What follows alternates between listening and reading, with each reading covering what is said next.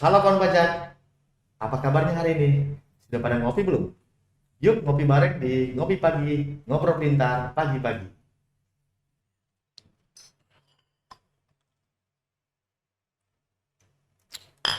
Hey,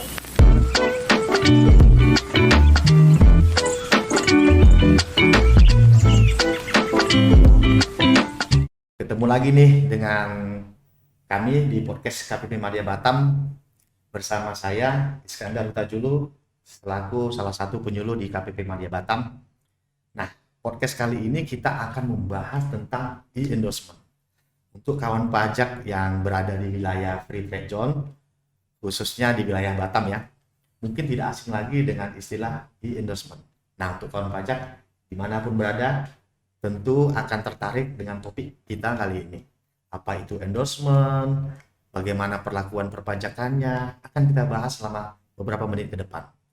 Nah, tentu saja di podcast kali ini kita akan ditemani oleh narasumber yang handal dan sangat expert ya di bidangnya masing-masing. Nah, kita sambut narasumber kita yang pertama yaitu Ibu Liani Helena selaku Kepala Seksi KPP Madya Batam saat ini. hai kawan pajak. Dan narasumber kedua yaitu Bapak Broto Budiarto. Beliau menjabat sebagai Kepala Seksi Pabean dan Cukai 2 di KPU BC Batam. Halo, selamat pagi kawan pajak. Baik. Nah, kawan pajak pernah mendengar ya, Batam adalah kawasan bebas PPN. Nah, di podcast kali ini kita mau menginformasikan kepada kawan pajak bahwa kawasan perdagangan bebas dan pelabuhan bebas seperti Batam, contohnya bukan murni bebas PPN. Nah, tetapi untuk case tertentu tidak dipungut PPN. Nah, tidak dipungut di PPN itu untuk beli barang atau untuk jual barang atau syaratnya seperti apa? Nah, mungkin kepada Ibu Ellen kita kasih kesempatan untuk menjelaskan terlebih dahulu. Silakan Bu Ellen. Ya, terima kasih Bang Ismet. Saya panggil Bang Ismet saja ya. Baik Bu, boleh Bu. Ya, betul sekali jadi Bang Ismet. Namun sebelum kita membahas terkait dengan fasilitas tidak dipungut PPN, tentunya kita harus tahu dulu dasar hukum pengaturan PPN di kawasan Batam ini ya, yaitu PMK 173 tahun 2021. Jadi PMK ini merupakan pengganti dari PMK sebelumnya, PMK nomor 62 tahun 2012. Oh, Ya, di PMK ini intinya mengatur tentang tata cara pembayaran, pelunasan dan pengadministrasian PPN atas penyerahan baik itu barang atau jasa dari luar FTZ ke pengusaha di FTZ dan sebaliknya. Nah, jadi berbicara fasilitas tidak dipungut PPN itu salah satu mekanismenya diatur di PMK ini ya. Pemberian fasilitas ini lebih dikenal dengan sebutan endorsement. Begitu. Contohnya penyerahan barang dari pengusaha di luar FTZ ke pengusaha di FTZ. Dan ada juga yang dibebaskan, ada juga yang dipungut PPN. Nanti kita bahas lebih detail. Nah, endorsement itu apa? Endorsement itu adalah pernyataan dari pejabat atau pegawai DJP atas pemasukan barang kena pajak atau BKP dari TLDBP tempat lain dalam daerah pabean ke kawasan bebas. Nah, berdasarkan penelitian formal atas dokumen yang terkait dengan pemasukan BKP tersebut, ya. Jadi endorsement ini memang sejak PMK 173 ini menjadi full e-endorsement. Ya, ada perubahan nih menjadi e-endorsement. Dahulu sebelum PMK ini kita sempat manual endorsementnya dan manual Bu sempat ya. semi aplikasi Oh, ya, jadi memang kita melakukan terus penyempurnaan ya terkait dengan fasilitas endorsement ini. Apa sih bedanya manual dengan sekarang full endorsement ini? Kalau zaman manual dulu, wajib pajak itu harus memasukkan permohonan endorsement itu melalui loket, membawa berkas fisik ke oh, KPP gitu, seperti itu. Nah, dengan aplikasi full endorsement ini, wajib pajak melakukan input di aplikasi ya yang berintegrasi dengan C1 Bea Cukai gitu ya, Pak Bruto ya. Iya, betul. Jadi memang semua serba dimudahkan wajib pajak ini. Jadi tidak perlu datang lagi ke KPP. Nah, selanjutnya hasil dari endorsement itu dalam bentuk notifikasi, kalau zaman dahulu kala bentuknya itu manual ya, tanda tangan basah dan berupa cap ya. Kalau saat ini melalui e-endorsement bentuknya itu berupa barcode. Udah langsung masuk ke email wajib pajak. Wah, udah canggih Bu ya. Bedanya apalagi nih? Terkait dengan database-nya, kalau zaman dulu waktu manual, database-nya memang ada di KPP Madya ya. Kalau saat ini database-nya sudah terintegrasi di kantor pusat DJP. Oh, begitu. Ya, seperti itu. Nah, terkait dengan konsultasi juga, saat ini dimudahkan wajib pajak.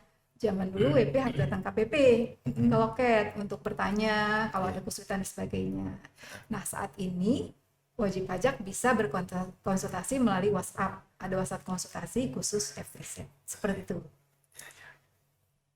Nah, tadi kan dikatakan ya Bu ya, kalau ada peraturan terbaru nih terkait FTZ, yaitu kalau nggak salah tadi PMK 173, ya, Peraturan Menteri Keuangan nomor 173 tahun 2021. Ada banyak perubahan nggak Bu ya tentang FTZ ini Bu? Atau bagaimana Bu ya? Ya, pastinya latar belakang terbitnya PMK 173 ini karena terbitnya PP nomor 41 tahun 2021 tentang penyelenggaraan kawasan perdagangan bebas dan pelabuhan bebas yang merupakan pengganti dari PP sebelumnya, PP 10 tahun 2012. Ya. Ini untuk memperkuat pengawasan fasilitas perpajakan di wilayah FTZ dengan administrasi PPN yang sederhana. Jadi wajib pajak ini misal bisa melihat PBBJ di menu Innova seperti itu. Nah, PBBJ itu apa? Nanti kita bisa jelaskan lebih detail lagi ya. Kemudian selanjutnya sebelumnya belum ada mekanisme yang mengatur terkait dengan jasa kena pajak. Nah, di peraturan PMK terbaru ini sudah diatur mengenai fasilitas PPN atas JKP. Nah, tujuannya apa ini terkait dengan pengaturan PMK terbaru ini? Adil dan kepastian hukum ya. Jadi pengusaha di kawasan bebas ini ya yang mengurus terkait PPN-nya dan yang menanggung PPN-nya. Kemudian lebih sederhana dan mudah karena kita sudah full elektronik ya Bang ya. Iya. Kemudian pengawasannya juga sudah lebih efektif karena kita bisa melihat PPBJB itu di Innova seperti itu. Online Bu ya. Jadi Bu, dengan adanya PMK 173 ini tentu akan mempermudah wajib pajak dong Bu ya dalam untuk mendapatkan fasilitas perpajakannya khususnya di FTZ Bu ya, atau yang biasa kita sebut dengan proses endorsement. Apa benar seperti itu Bu ya? Ya, betul sekali Bang Ismut. Jadi di PMK 173 ini intinya tuh ada 6 pokok pengaturan terkait dengan tata cara pembayaran, pelunasan dan pengadministrasian PPN. Yang pertama, ini kaitannya dengan endorsement ya. Jadi penyerahan BKP oleh pengusaha di TLDPP, tempat lain dalam daerah pabean, pengusaha TPB, tempat penimbunan berikat, dan pelaku usaha di KIK kepada pengusaha di KPBPB. Nah, inilah yang tidak dikenai PPN ya, di mendapat fasilitas endorsement. Kemudian yang kedua, penyerahan BKP oleh pengusaha di KPBPB kepada pengusaha di TLDPP. Jadi ini barangnya keluar ya dari kawasan berikat keluar ke TLDPP. Ini dipungut PPN atau PPN dan PPNBM kalau ada barang mewah PPNBM ya. Kemudian yang ketiga, penyerahan BKP tidak berwujud ya dan atau JKP oleh pengusaha di KPBPB kepada pengusaha di TLDPP, pengusaha di TPB, dan pelaku usaha di KIK. Ini barang tidak berwujud atau JKP yang keluar dari kawasan bebas ya. Ini juga ada pengaturan lebih lanjutnya lagi. Mungkin lebih baik saya bacakan karena ada perbedaan pengenaan nih. Ada yang dikenai PPN, ada yang tidak dipungut. Nah, yang pertama nih, penyerahan BKP tidak berwujud dan atau JKP di KPBPB oleh pengusaha di KPBPB kepada pengusaha di TLDPP untuk dimanfaatkan di TLDPP sebagaimana dimaksud dalam pasal 2 huruf A angka 3 ini dikenai PPN. Jadi ini barang keluar ya untuk dimanfaatkan, barang tidak berwujud maksud saya keluar untuk dimanfaatkan di TLDPP. Kemudian selanjutnya penyerahan BKP tidak berwujud dan atau JKP oleh pengusaha di KPBPB kepada pengusaha di TPB tempat penimbunan berikat untuk dimanfaatkan di TPB. Ini juga dikenai PPN dan PPNBM kalau barang mewah ya. Kalau jasa tidak berwujud yang sifat mewah mungkin ya. Kemudian penyerahan jasa kena pajak oleh pengusaha di KPBPB kepada pelaku usaha di KEK untuk dimanfaatkan di KEK ini sama ya, dikenakan PPN dan atau PPNBM juga. Kemudian penyerahan BKP tidak berwujud oleh pengusaha di KPBPB kepada pelaku usaha di KEK untuk dimanfaatkan di KEK. Nah, ini tidak dipungut PPN terkait dengan fasilitas di KEK seperti ya.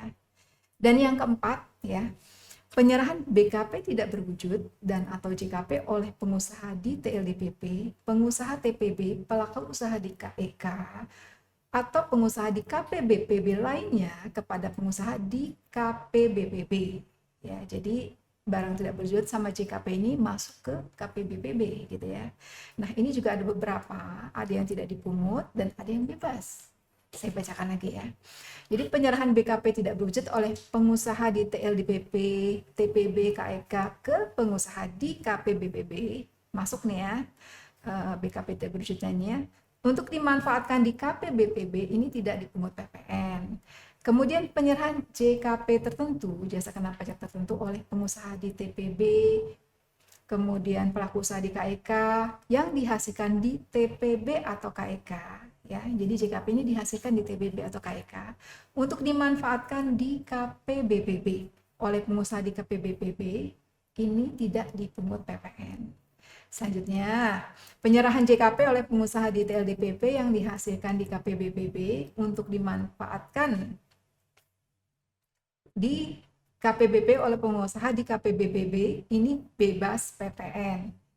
Selanjutnya, penyerahan barang kena pajak tidak berwujud dan atau jasa kena pajak oleh pengusaha di KPBPB lainnya untuk dimanfaatkan di KPBPB oleh pengusaha di KPBPB bebas PPN.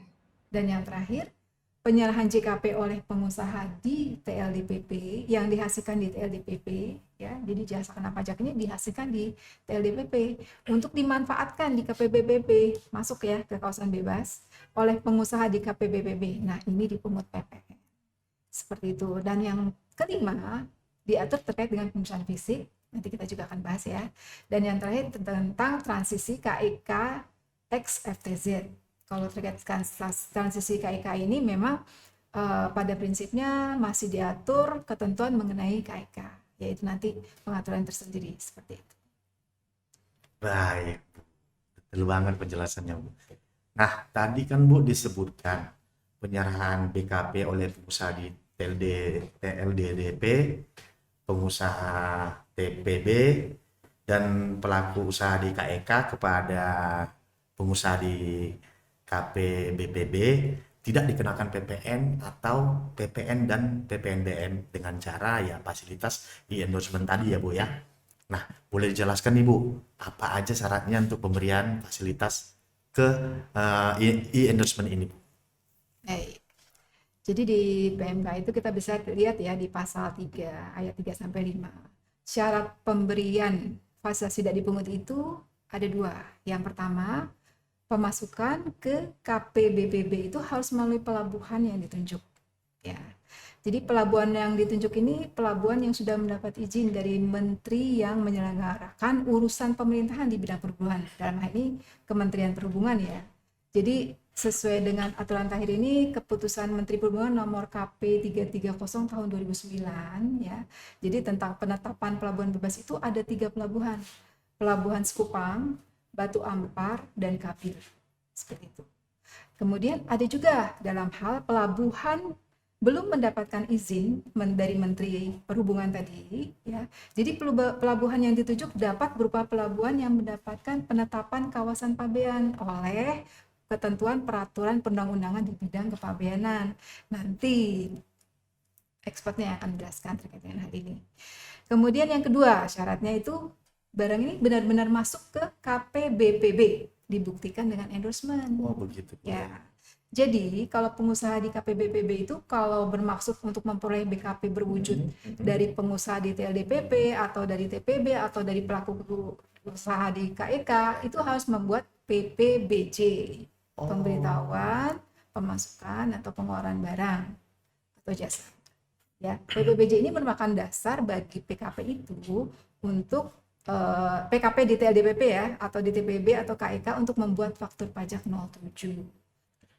Alur singkat pengajuan endorsement berdasarkan PMK 173. Yang pertama, pengusaha di KPBPB membuat PPBJ di aplikasi SINSW atau yang lebih populer dikenal dengan nama sistem aplikasi INSW ya Pak ya. Betul, Pak. Ya, jadi itu aplikasi Sistem Indonesia National Single Window kepanjangannya seperti itu.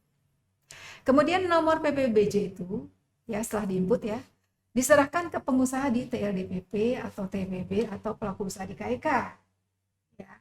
Kemudian yang ketiga, pengusaha di TLDPP atau di TPB atau di KEK membuat faktur pajak dengan melampirkan nomor PPBJ tadi. Gitu ya. Dan selanjutnya, dari nomor faktur pajak yang telah dibuat oleh pengusaha tadi diserahkan ke pengusaha di KPBPB kembali gitu ya. Jadi tektokan nih mereka. Kemudian pengusaha di KPBPB menginput persyaratan di pemasukan barang di aplikasi Ceisha. Persyaratan apa aja nanti kita dijelaskan oleh expertnya dari Bea Cukai. Kemudian setelah data yang sudah diinput di Ceisha Bea Cukai itu akan terintegrasi dengan sistem endorsement di DJP. Ya, seperti itu. Nah, barulah berjalan proses endorsement di DJP dan muncullah notifikasi endorsement yang dikirim ke email pembeli. Ya, seperti itu. Gitu ya. Nah, dari tadi nih Bu, kami dengar nih PPBJ. Mungkin PPBJ ini hal yang paling penting Bu ya, paling vital ya Bu ya. PPBJ itu apa sih Bu ya?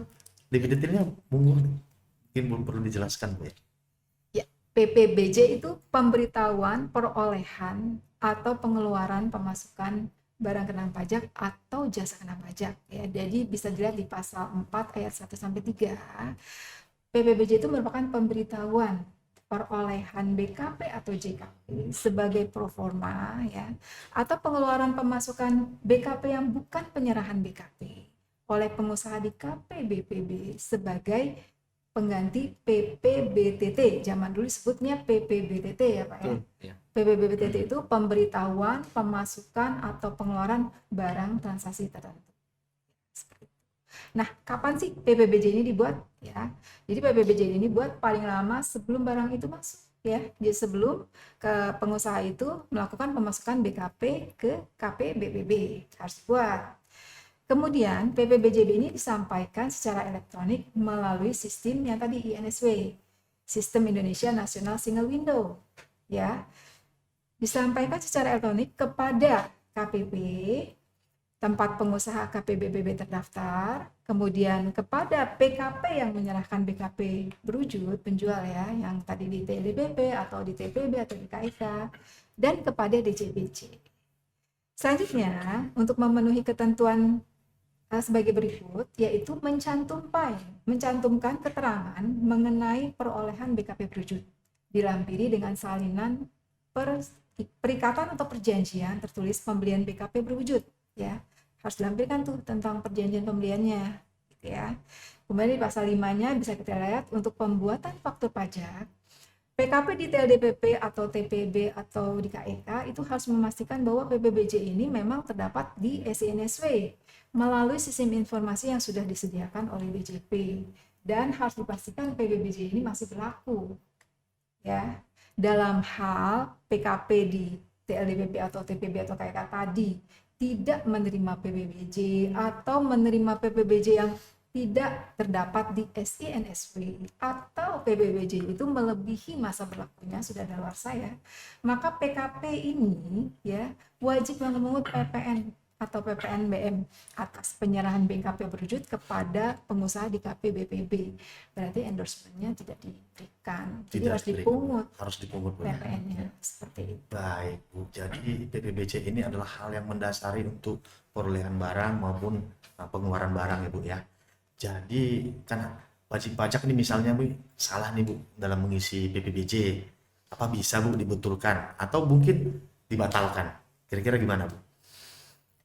Ya, pasti bisa ya. Logikanya kalau memang kita ada kesalahan, itu ada mekanisme untuk pembatalan. Ya memang Pembetulan PBBJ dilakukan jika terdapat kesalahan dalam pengisian, ya. Kemudian apabila ada perubahan dalam perjanjian perikatan pembeliannya, tapi itu harus dilampirkan ya untuk perubahan perjanjiannya itu. Seperti itu. Kemudian kalau ada perubahan mungkin terkait dengan nilainya gitu ya. Jadi bisa juga dilakukan perubahan baik pembetulan maupun pembatalan. Nanti lebih detailnya bisa dijelaskan oleh kita dari Bea Cukai. Jadi Bu, jika wajib pajak telah menginput nih permohonannya di aplikasi PPBJ ya Bu ya, apa sih indikatornya Bu? PPBJ ini telah berhasil terkirim ke sistem tadi Bu, sistem informasi yang di Direktorat Jenderal Pajak gitu Bu. Apa nih indikatornya Bu? Bahwa PPBJ udah berhasil nih, PPBJ udah selesai nih untuk PPBJ-nya. Ya, bagi wajib pajak yang sudah sering nih menginput PPBJ ini ya, jadi di menu INSW wajib pajak itu nanti muncul ya keterangan bahwa penerimaan data di DJP ya statusnya sudah sesuai. Ada tulisannya tuh penerimaan data di DJP. Jadi wajib pajak itu mendapat keterangan seperti itu. Nah, ini artinya bahwa memang berhasil terkirim ya di sistem informasi DJP. Nah, kalau belum ada status seperti itu berarti belum. Nah, kalau sudah ada status seperti ini bisa dilakukan perubahan untuk data yang belum sesuai pada INSW tersebut. Oke.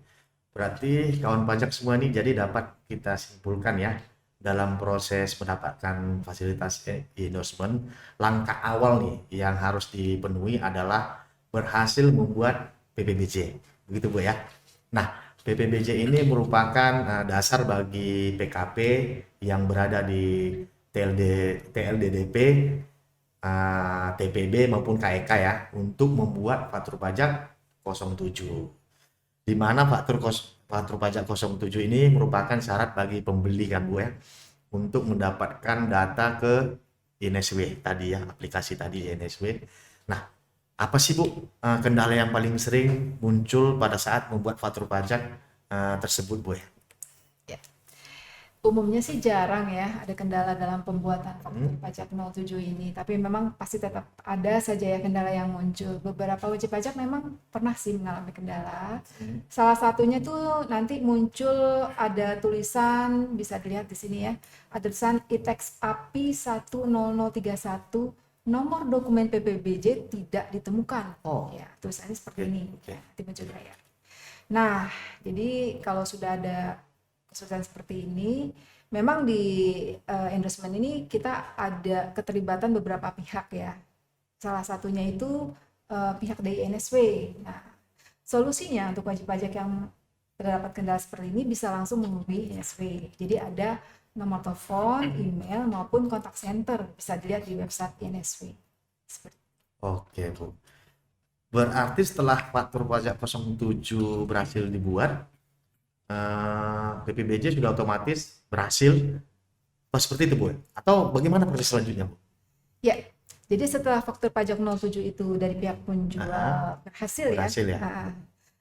Pihak penjual itu memberikan faktur pajak 07 itu ke pihak pembeli yang ada di KPPB, ya otomatis tuh. Ya. Terus selanjutnya pengusaha di KPPB menginput persyaratan pemasukan barang ke aplikasi Caisha. Jadi memang alurnya seperti itu. Tektokan mereka. Oke, baik. Terima kasih Bu atas penjelasannya. Mungkin sebelum kita lanjut nih, monggo diminum dulu kopinya Pak Bu. Keburu dingin. Kita minum dulu kopinya. Ya. Serius banget.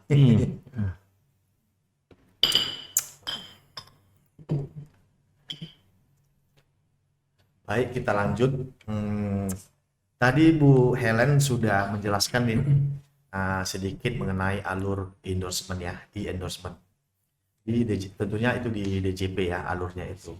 Sekarang kita bahas bagaimana proses yang terjadi di Bea Cukai ya Pak ya. Sesuai dengan pasal 3 ayat 3 dan 5 sampai dengan 5 disebutkan syarat-syarat pemberian fasilitas tidak dipungut. Itu pemasukan ke KPBPB melalui pelabuhan yang ditunjuk. Pelabuhan yang ditunjuk merupakan pelabuhan yang telah mendapatkan izin dari menteri yang menyelenggarakan urusan pemerintahan di bidang perhubungan dan telah mendapatkan penetapan sebagai kawasan pabean. dalam hal pelabuhan belum mendapatkan izin nih dari menteri yang menyelenggarakan urusan pemerintahan di bidang perhubungan, pelabuhan yang ditunjuk dapat berupa pelabuhan yang telah mendapatkan penetapan sebagai kawasan pabean sesuai dengan ketentuan peraturan perundang-undangan di bidang kepabeanan. Boleh jelaskan Pak ketentuan kepabeanan terkait tentang hal ini Pak? Siap, Pak Moderator. Ini saya panggil Bang Ismut juga ya. Ini tadi ya Ibu Boleh. Ellen ya. Ibu Ellen juga memanggil Bang Ismut. Sebelumnya tadi sudah dijelaskan ya panjang lebar terkait dengan perlakuan PPN gitu ya oleh narasumber dari Ibu Ellen dari pajak ya. Nah, kebetulan di kami terkait juga nih apa namanya dari proses endorsement itu ya gitu. Karena ya tadi ada PPN, tentunya ada barang yang melekat di situ kan gitu. Nah, fungsi kami di FTZ ini ya sudah dari apa namanya zaman dulu juga sampai sekarang ya. Bea Cukai itu tugasnya ngapain sih kan gitu. Ya tugasnya ngawasin barangnya gitu. Nah, sekarang kita bicara ke alurnya ya. Seperti tadi sudah dijelaskan alur terkait dengan PPBJ, faktur pajak, dan sekarang setiap pemasukan ya artinya barang ke kawasan bebas tentunya ada aturan mainnya seperti itu, tidak serta-merta langsung masuk seperti itu. Nah, di sini diatur di Peraturan Menteri Keuangan ya PMK 42 tahun 2020 tentang perubahan di PMK 48 tahun 2012. Di situ diatur terkait dengan pemberitaan pabean yang diwajibkan oleh pengguna jasa ya, baik itu untuk pemasukan ke kawasan bebas ataupun sebaliknya ketika keluar dari kawasan bebas pun juga harus mengikuti regulasi yang ada. Dan itu juga diamanatkan di PP 41 ya tentang penyelenggaraan kawasan bebas, dan juga PMK 34 di tahun 2021 itu juga kita diamanatkan Bea Cukai hadir di situ dalam rangka pengawasan dan juga pelayanan atas kegiatan pemasukan dan pengeluaran barang. Nah, tadi disampaikan oleh narasumber dari pajak, setelah sampai dengan faktur pajak itu perusahaan mesti apalagi yang mesti dilakukan kan gitu. Ya tentunya pengusaha tersebut yang memiliki izin usaha kawasan bebas ya, itu selanjutnya mengajukan atau ibaratnya memberitahukan kepada kami caranya bagaimana, tentunya dengan pemberian hak akses terlebih dahulu ya. Artinya sebelum mereka bisa mengajukan dokumen, tentunya kita berikan dulu nih Pak Ismut nih hak akses kepabeanan namanya. Nah, dari situ ketika mereka sudah mendapatkan modul ya, semacam modul yang dinamakan tadi case FTZ ya. Nah, disitulah nanti perusahaan bisa mengajukan dokumen. Nah, antara lain diatur di PMK tentang pemberitahuan pabean tadi ya, untuk pemasukan barang diatur beberapa pemberitahuan pabean FTZ dengan kode 01 itu untuk yang pemasukan dari luar negeri, katakanlah dari luar daerah pabean. Ada juga pemasukan dari fasilitas tadi seperti yang disampaikan, pemasukan dari tempat penimbunan berikat ataupun dari kawasan ekonomi khusus, atau juga bisa dari antar kawasan bebas itu dengan menggunakan 02 ya, itu kodenya dibedakan ya. Nah, yang terakhir ini yang krusial yang memang pembahasan kita saat ini, yaitu terkait dengan pemasukan dari lokal lah, kita anggap istilah kita kalau di pabean ya, tempat lain dalam daerah pabean. Nah, ini dengan menggunakan kode 03. Nah, disinilah dituntut pengguna jasa untuk agar benar-benar ya, artinya melakukan pengisian sesuai dengan petunjuk pengisian yang ada di PMK 42 itu. Yang utamanya ya terkait dengan endorsement ini, di situ disampaikan di pemberitaan pabean itu agar diisikan terutama tadi PPBJ-nya ya, dan juga faktur pajaknya. Nomor ini jangan sampai nggak ada kalau memang ingin mendapatkan skema e-endorsement tersebut gitu. Samping itu juga pengisian lainnya yang krusial juga itu ada dari sisi tadi sudah disampaikan juga dari sisi pelabuhan pemasukan. Itu juga tidak sembarang ya, tadi seperti disampaikan sudah terdaftar ya, artinya nggak bisa sembarangan, artinya pelabuhan tikus ya dalam tanda kutip yang notabene banyak nih di kawasan FTZ ini itu mungkin tidak bisa artinya untuk dipakai pada pemberitahuan PPFTZ 03. Nah, selain tadi disebutkan ada Batu Ampar, ada Sekupang, dan juga Kabil, Bea Cukai juga menetapkan yang namanya kawasan pabean di Bea Cukai Batam ini ya. Artinya kepala kantor kita berhak juga menetapkan tempat tersebut sebagai tempat lalu lintas barang yang sah, yang ilegal gitu. Yang itu dibolehkan untuk proses e-endorsement tersebut. Sampai dengan saat ini kami memiliki sekitar kurang lebih 82 kawasan pabean yang telah mendapatkan persetujuan. Nah, itu memang tersebar, ada di beberapa titik, ada dari terminal khusus, juga ada terminal penumpang, ataupun untuk bongkar muat barang, atau juga untuk galangan kapal, shipyard. Mungkin itu ya penjelasan sedikit terkait dengan pemberitahuan pabean khususnya pada saat pemasukan ya ke kawasan bebas. Ada lagi Bang Ismut? Oke, begitu Ya. Pak ya. Jadi yang kami dengar Pak ya tentang aplikasi CES yang ada di Bea Cukai Pak ya. Oh ya. Ya. Nah, bagi pengusaha di kawasan bebas pada saat menginput pemasukan barang nih Pak ya ke aplikasi CESA mungkin harus ada syarat-syarat yang harus dipenuhi nih Pak. Nah, monggo Pak mungkin perlu dijelaskan Pak apa aja syarat yang harus dipenuhi oleh pengusaha Pak. Ya, tadi kembali lagi ya kita bicaranya ke dokumen ya. Nah, disitulah melekat tadi seperti yang disampaikan persyaratan-persyaratan apa saja. Nah, di dalam pemberitahuan PPFZ 03 ini kita memang memerlukan ada dokumen-dokumen yang perlu dilampirkan ya untuk memberikan kepastian apa sih barang dari lokal ini. Kita juga pengen tahu apakah nanti sesuai kah dengan PPBJ-nya atau dengan faktur pajaknya. Karena kalau tidak sesuai ya tentunya kan proses e-endorsement ini ya tidak bisa disetujui. Antara lain dokumen pendukungnya itu bisa berupa invoice, packing list, ya kan ada bill of lading juga ada. BL Pak ya. Tentunya tadi PPBJ dan faktur pajaknya juga harus dilampirkan seperti itu. Mungkin singkatnya seperti itu Pak. Oke Pak. Jadi setelah pengusaha nih Pak ya di kawasan bebas menginput persyaratan-persyaratan yang tadi disebut tadi ya Pak ya. Telah diinput di aplikasi CESA Pak yang tentunya ada di Bea Cukai. Terus bagaimana Pak alur selanjutnya Pak? Silakan Pak dijelasin. Nah, ketika sudah perusahaan itu sudah mempunyai akses ya, artinya sudah bisa membuat dokumen, dia akan masuk ke sistem ya. Artinya ketika sudah bicara alur selanjutnya yaitu proses di kita 03 ini akan diapain oleh Bea Cukai. Nah, nanti masuk ke sistem CESA yang namanya CESA FTZ. Dia akan mendapat semacam respon ya, respon jalur. Nah, karena ini memang barang asal lokal ya, kita kan kalau tusi secara umum Bea Cukai ini hanya mengawasi barang ekspor dan impor sebenarnya. Tapi ketika di FTZ ini memang unik ya, artinya ada barang asal lokal, namun kita juga harus diamanatkan mengawasi atas pemasukan dan pengeluarannya. Nah, dari situ alur selanjutnya ketika dia sudah masuk ke sistem kita, kita memang selama ini juga tidak melakukan pemeriksaan fisik ya, artinya kan ada jalur hijau, low risk. Selanjutnya akan terbitlah yang namanya respon SPPB ya. Di sini surat persetujuan pengeluaran barang. Artinya pengeluaran barang dari kawasan pabean tadi yang sudah kita sampaikan, dia harus masuk di tempat pelabuhan pemasukan yang sudah ditunjuk seperti itu. Nah, selanjutnya setelah mendapatkan respon SPPB yang dibutuhkan sebagai validasi dengan sistem pajak, itu nanti sampai dengan respon get out. Nah, inilah yang krusial, respon get out ini yang kadang ya seringkali ya artinya timbul ya namanya sistem ya, kita wajar lah ada kadang kendala atau hambatan. Kenapa responnya lama nih? Karena ditunggu nih untuk orang pajak ini menunggu nih Pak kita. Tapi kendalanya malah jadi di kita seolah-olah gitu. Bola panas lah ibaratnya kita. Ketika terjadi seperti itu, nah itu kita sampaikan ke pengguna jasa. Mungkin itu Pak. Oke.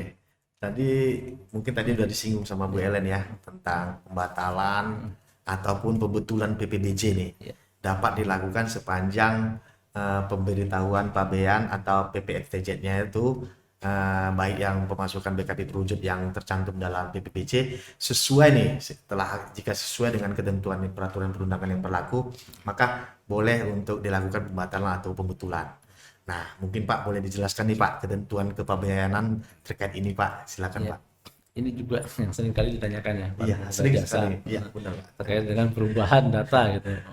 Kok mungkin agak dirasakan agak susah mungkin selama ini ya, kita juga mungkin mohon maaf nih kepada punya jasa ya memang perubahan itu bisa sebenarnya disampaikan terkait dengan data-data yang ada di PPFTZ tersebut dan gitu, bahkan pembatalan pun juga bisa dilaksanakan, tetapi ada ketentuannya di sini ya terkait dengan perubahan data sesuai tadi di PMK 42 ya 2020, memang tidak serta-merta semua bisa dilakukan perubahan gitu loh. Nah, ini yang sangat krusial, justru malah yang nggak bisa diubah itu terkait dengan nilai pungutan. Nah, ini kadang seringkali terjadi human error ya mungkin ya dari pengguna jasa ya, salah tipe lah, nolnya kebanyakan lah. Nah, ini akhirnya tidak sesuai dengan faktur pajaknya atau PPBJ-nya. Nah, ini dikhawatirkan oleh pengguna jasa, jangan-jangan nanti proses IO endorsement-nya apa namanya tidak disetujui nih karena tadi dalam tanda kutip tidak sesuai dengan aturan main yang sudah disampaikan di kami ya, bahwa pemberitahuan PPFTZ itu harus sesuai. Makanya kita sudah dari awal sudah disampaikan juga, sekarang IO endorsement sudah sistem ya, kita itu tadi harus harus berhati-hatilah seperti itu ya dalam pengisiannya gitu ya. Nah, itu pun kalau dari sisi nilai pungutan. Ada lagi kadang kala ya dari pelabuhan pemasukan juga disampaikan pelabuhan pemasukannya tidak sesuai dengan yang diatur ya, artinya bukan merupakan kawasan pabean misalnya. Itu juga sama. Kita nggak bisa mengendorse itu karena memang sudah ketetapannya harus masuk lewat kawasan pabean gitu. Nah, jikalau itu memang perubahan tidak bisa, ya monggo mungkin bisa dilanjutkan dengan pembatalan ya, artinya itu juga kita atur ya, ketika itu mungkin sudah tidak bisa cara itu, mungkin bisa dengan cara pembatalan.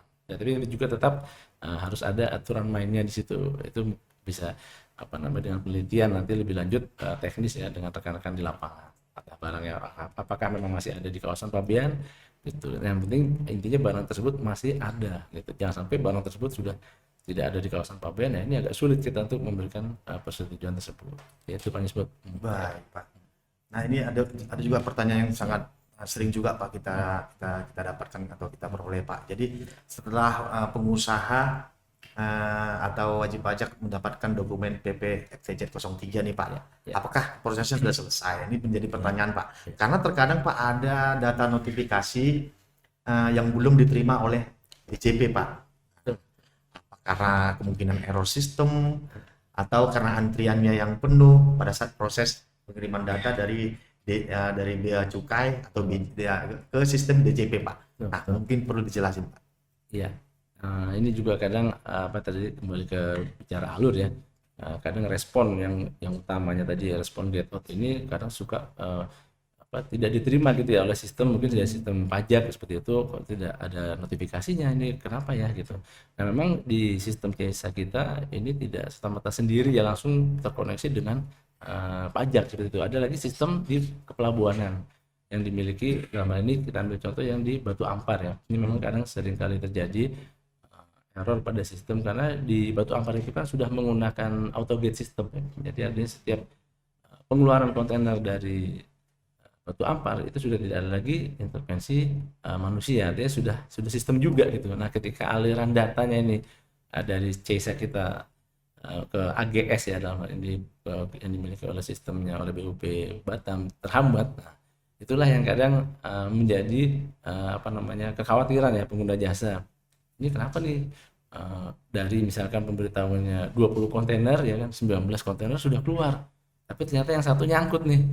Nah, ini tidak akan bisa respon SPBB sampai dengan satu kontainer tadi keluar, jadi harus keseluruhan keluar. Nah, ketika seperti ini kendalanya terjadi, ya mohon maaf, kita akan berkoordinasi mungkin dengan instansi terkait tadi gitu ya. Ya memang saat ini juga sudah dibuatkan grup ya, artinya untuk memudahkan komunikasi kami ya terkait dengan endorsement ini. Mungkin itu Bang Isbot. Gitu, Pak, ya. Baik. Jadi Pak, selain PPFTZ 03 nih Pak, dokumen yang terkait dengan bea cukai, mungkin ada dokumen lain nih Pak yang berkaitan dengan proses pemasukan ataupun pengeluaran BKP, JKP, BKP, TB di FTZ Pak.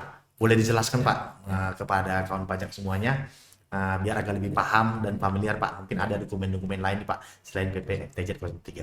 Betul, memang selain dari 03 ya tadi yang asal dalam negeri ya, ada juga yang tadi antar fasilitas ya yang kita dalam skema endorsement ini, tapi memang saat ini sebenarnya sistemnya belum mengadop untuk yang 02.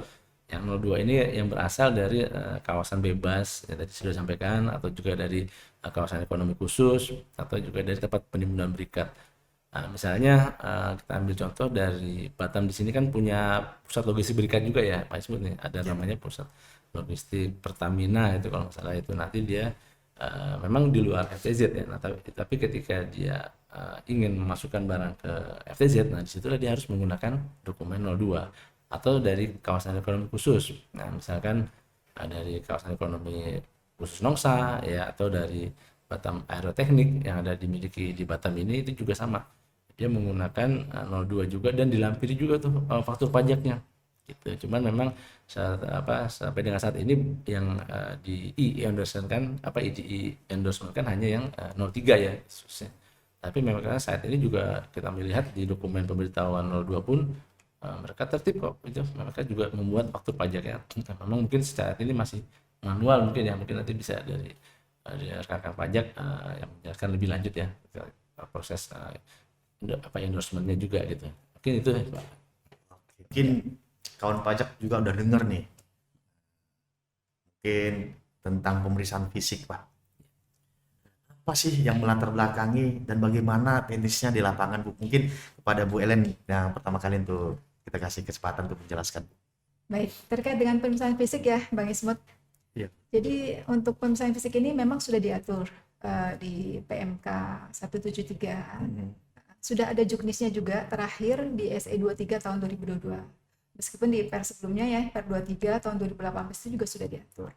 Jadi ada 3 dasar ya dilakukan pemeriksaan fisik ini di pasal 33 ayat 2. Yang pertama melalui manajemen risiko.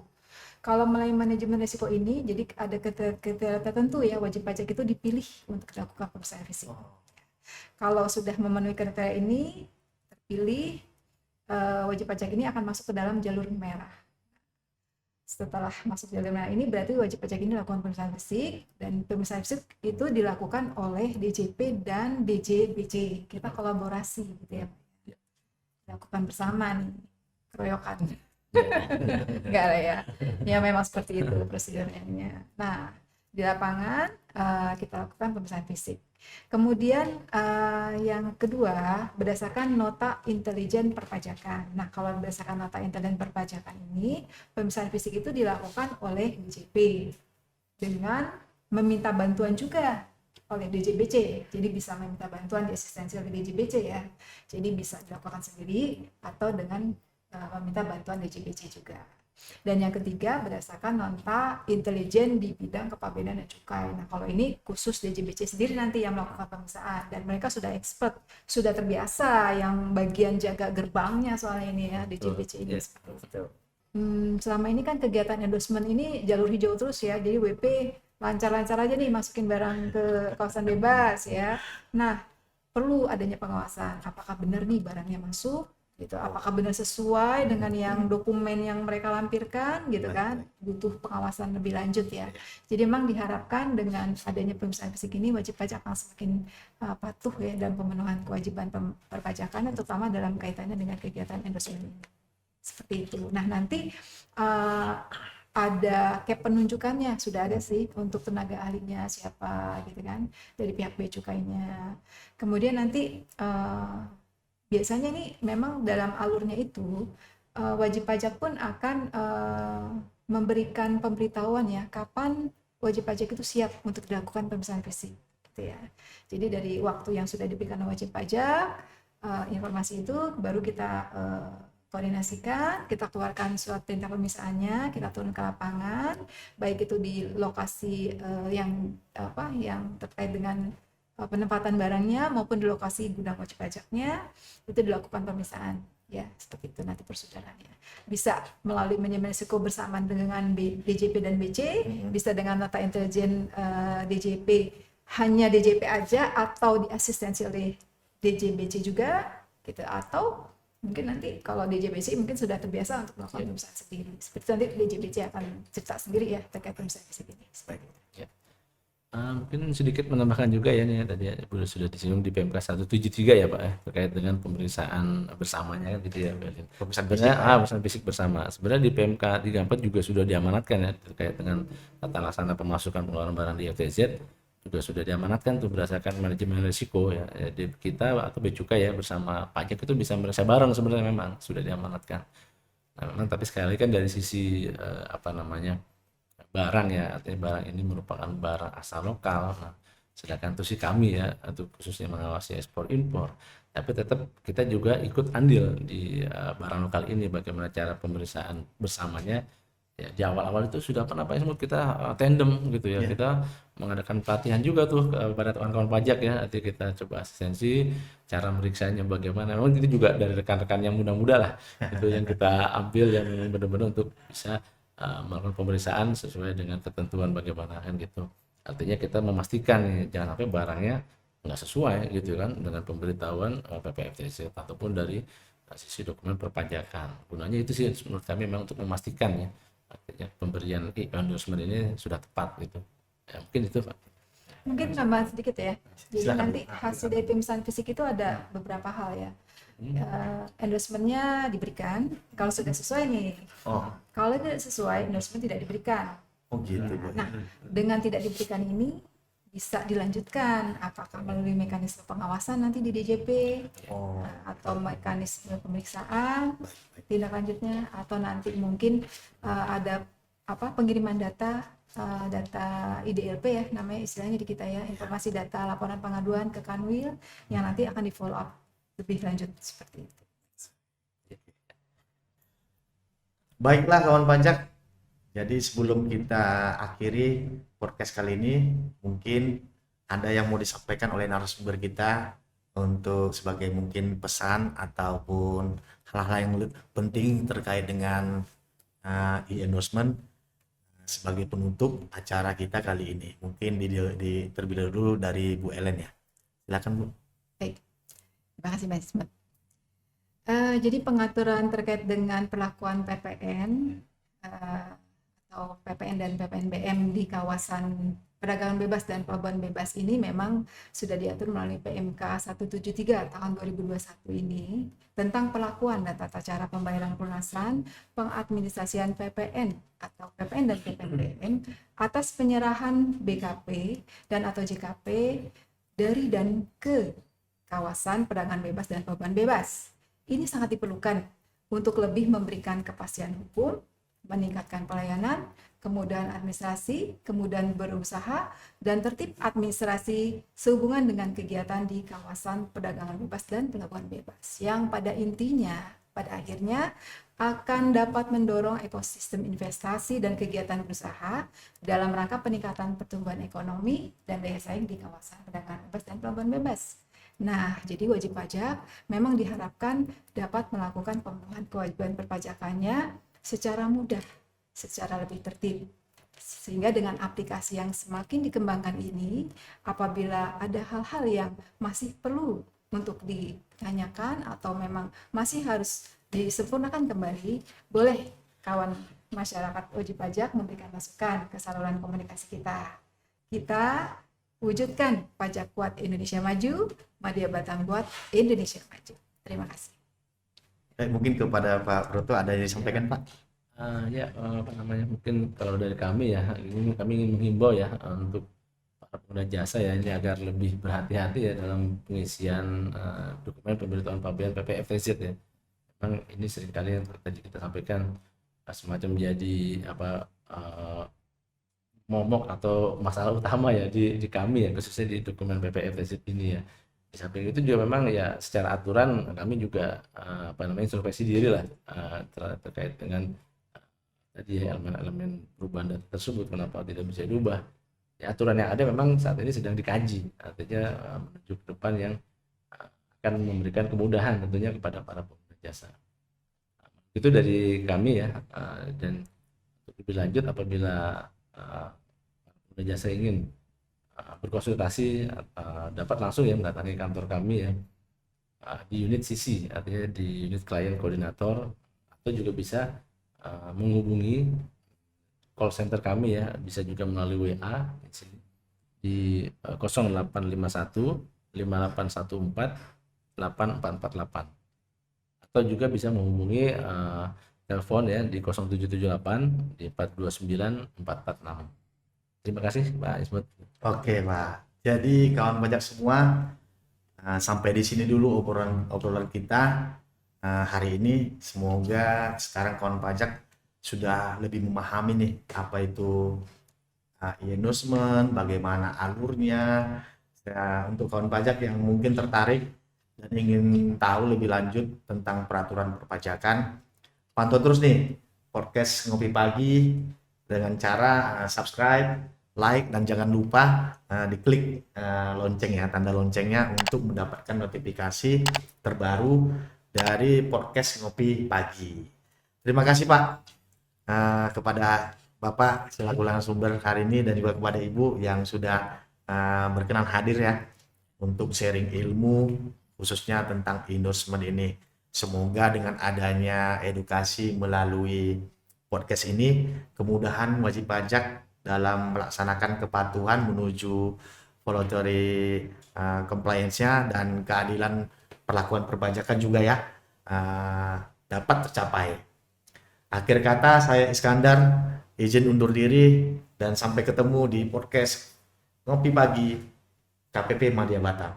KPP Madya Batam, we make you easy to comply. Oke. Hey.